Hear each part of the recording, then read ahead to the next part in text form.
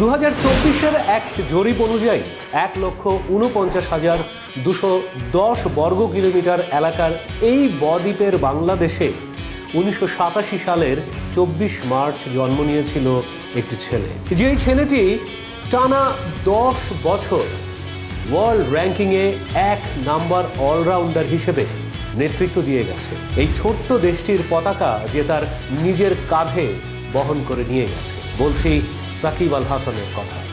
আমাদের একজন সাকিব আল হাসান ছিল বলছি এই কারণেই, তার কারণ কদিন আগেই আমাদের সেই সাকিব আল হাসান বিদায় নিয়েছেন।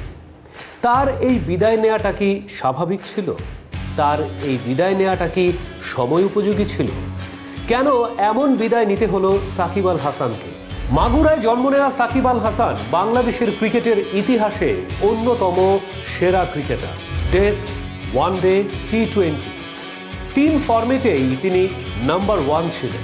সাকিব আল হাসানের বিদায়টা কেন এমন হলো? সবকিছুর জন্য কি সাকিবই দায়ী? উত্তরটি হচ্ছে না। বাংলাদেশের ক্রিকেট কাঠামোতে দুর্নীতি এবং অনিয়ম এমনভাবে অষ্টে পৃষ্ঠে বাঁধা ছিল যে সেখানে সাকিব আল হাসানের এমন পরিণতি শুধু সময়ের অপেক্ষা ছিল। বাংলাদেশই একমাত্র দেশ যেখানে চুক্তিবদ্ধ ক্রিকেটার নির্বাচন করে মেম্বার অফ পার্লামেন্ট নির্বাচিত হয়ে আবার মাঠে খেলতে গেছেন। পৃথিবীর ক্রিকেট ইতিহাসে এমনটা খুবই বিরল। আমাদের পার্শ্ববর্তী দেশ যদি ভারতের কথাও আমরা দেখি, সেখানে আমরা দেখেছি বর্তমান ভারতের কোচ গৌতম গম্ভীর থেকে শুরু করে অনেকে, যারা ক্রিকেটীয় কেরিয়ার শেষ করে তারপর তাদের দ্বিতীয় অধ্যায়ে রাজনীতি শুরু করেছে। কিন্তু আমাদের এখানে ঘটেছে পৃথিবীর অষ্টম আশ্চর্য। একজন রানিং ক্রিকেটার রাজনীতিতে যুক্ত হয়ে নির্বাচন করে নির্বাচিত প্রতিনিধিও নির্বাচিত হয়েছে, এমনটা আমরা দেখেছি। বাংলা গ্রামীণ সমাজে একটি প্রবাদ আছে, আগের হাল যেমনে যায় পেছনের হাল তেমনে যায়। বাংলাদেশের ক্যাপ্টেন ফ্যান্টাস্টিক ম্যাশ মাশরাফি বিন মুর্তজা এই যাত্রাটা শুরু করেছিলেন।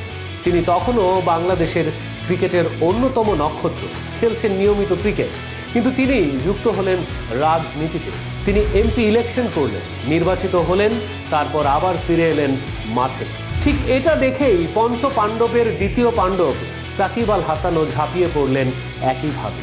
তবে কথায় বলে, দু নৌকায় পাড়া দিলে কখনোই গন্তব্যে পৌঁছানো যায় না।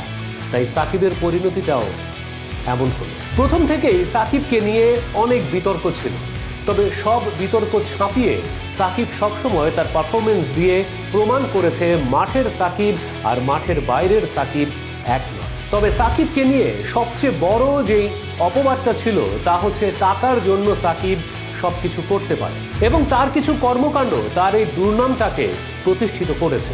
হেন কোনো ব্যবসা নেই যার সঙ্গে সাকিব যুক্ত হয়নি। কিন্তু পৃথিবীর ইতিহাসে অন্যান্য দেশের লিজেন্ডারি যত ক্রিকেটারদের আমরা দেখেছি কিংবা দেখছি, তাদের ক্ষেত্রে এমনটা একেবারেই বিরল।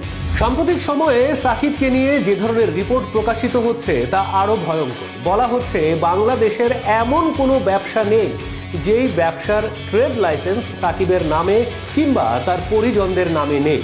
শুধু তাই নয়, শেয়ার মার্কেট কেলেঙ্কারির জন্য তার নামে 50 লক্ষ টাকার জরিমানার খরচ ঝুলছে।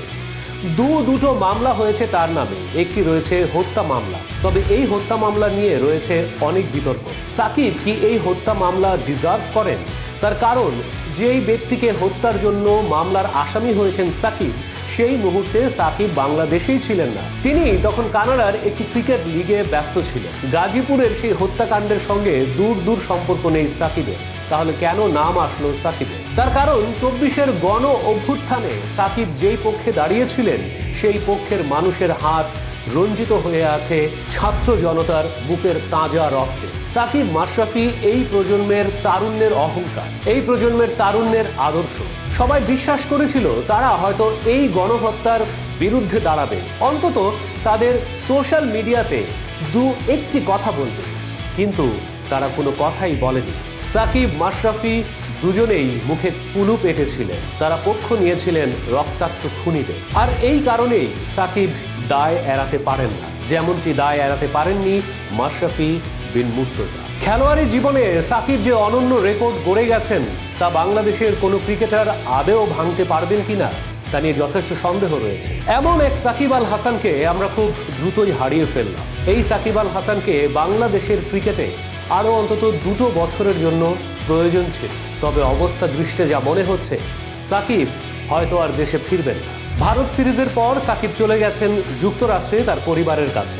তার ইচ্ছে ছিল বাংলাদেশের হতে যাওয়া সাউথ আফ্রিকার বিরুদ্ধে টেস্ট খেলে টেস্ট থেকে বিদায় নেয়া, তবে সেটি আর সম্ভব হচ্ছে না। এরই মধ্যে নতুন করে সাকিব এবং তার স্ত্রীর ব্যাংক হিসাব তলব করা হয়েছে। অবস্থা দৃষ্টে যা মনে হচ্ছে, ক্রিকেটার সাকিব আল হাসানকে ছাপিয়ে গেছে মানুষ সাকিব আল হাসান। মানুষ তার কর্মে বড় হয়, কিন্তু এখানে ঘটেছে ঠিক তার উল্টো। শেষ করব বাংলাদেশের এক রাজনীতিবিদের একটি উক্তি দিয়ে। তিনি সাকিব আল হাসান সম্পর্কে এই মন্তব্যটি করেছিলেন। সাকিবকে আল্লাহ তাআলা নৈতিকতা ছাড়া সবকিছু দিয়েছেন।